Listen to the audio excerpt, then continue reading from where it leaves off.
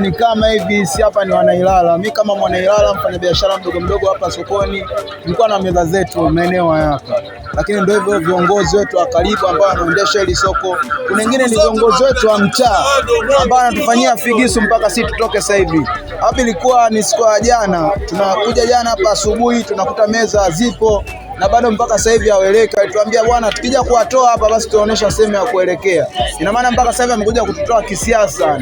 Hapo ametumia baba, hajatumia ustaarabu wala nini. Ila ambacho nakiongelea zaidi ni kwamba kusema kiongozi wetu wa mtaa ndio snitch wa kwanza, kwa sababu kuna mambo mengine anaweza akaongea akawa anatugandamiza. Amekuja viongozi wenzia wakubwa anaongea vitu vya kutugandamiza sisi. Ina maana kuonekana sijui kusema vijana sijui wanavuta bangi, sijui wakorofi, sijui analeta maugomvi. Mwenye anashindwa kufikiria kusema kwa umri ambao tupo, lika ambao tupo hii, kuna mambo mengi tunaweza kuyapitia kwa sisi vijana katika upambanaji wetu.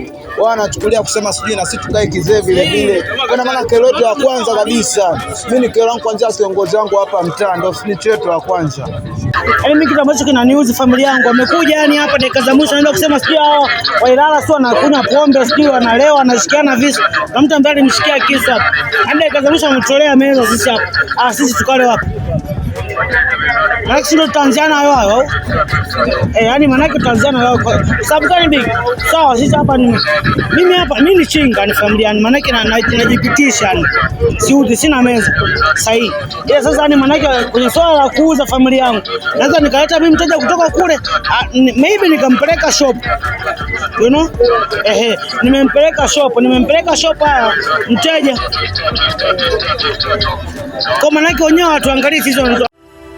Asante kwa kuifuatilia Baharia TV. Usisahau kulike, kusubscribe, kucomment na kushare.